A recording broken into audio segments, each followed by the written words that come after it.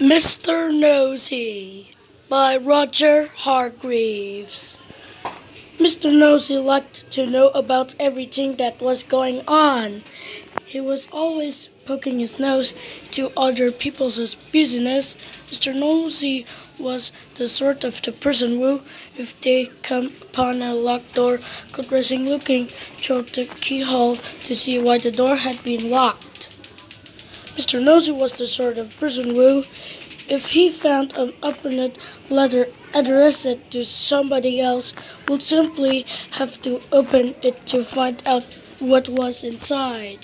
Mr. Nosey was the sort of person who, if he was sitting reading his paper on a train, would much rather read the paper of the person sitting next to him. Naturally, as you might well imagine, Mr. Nosey was not very popular. People did not like the way in which Mr. Nosey would pick and pry into their affairs.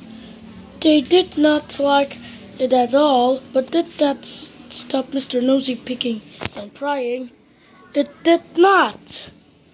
Mr. Nosey lived in a funny tall tin house in a place called Tiddletown.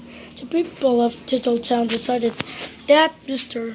Nosey was becoming much too nosy, and so they held a meeting to discuss what to do about him.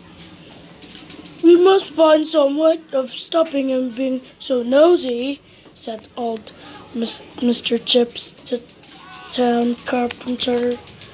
"That's right," said Mrs. Washer, who ran the Tiddletown laundry. "He needs to be taught a lesson. If only we could think of a way to stop him poking his nose into everything," said Mr. Brush the painter. And then a small smile spread over his face. "Listen," he said, now grinning. "I have a plan." His friends gathered round to listen to his plan. The following morning, Mr. Nosey was out walking along Tiddletown High Street when he heard somebody whistling behind one of the closed doors. "I wonder what's going on here," he thought to himself, and tiptoeing up to the door, he quietly opened it and peeped in. Splash! Went a very wet paint brush right on the end of Mr. Nosey's nose, covering it with bright red paint. "Oh dear, I am sorry." Mr. Nosey was that, said Mr. Brush, who was painting the inside of the door. Poor Mr. Nosey had to go straight home to try and remove the red paint, which was very difficult and rather painful. Mr. Brush chuckled to himself. "Ha ha ha, I'm sorry." The plan had begun. The following day, Mr. Nosey was walking past the laundry when he heard somebody laughing on the other side of the wall. "I wonder what's going on here," he thought to himself, and standing up tiptoe, he looked over her wall. Snap! With a clothes bag right on the end of Mr. Nosey's nose.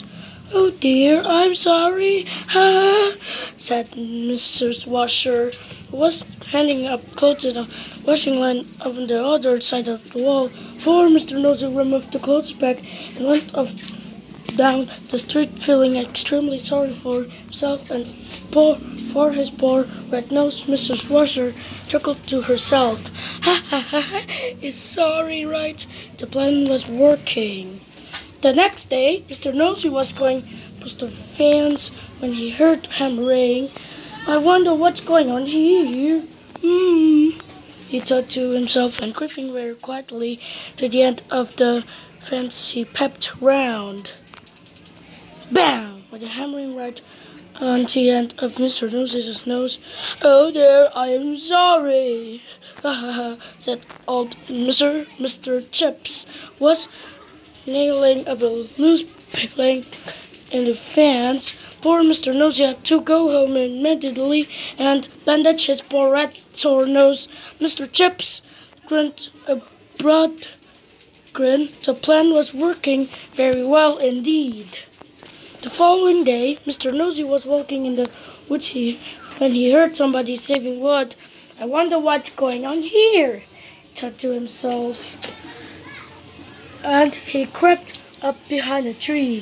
He was just about to peer out from behind the tree.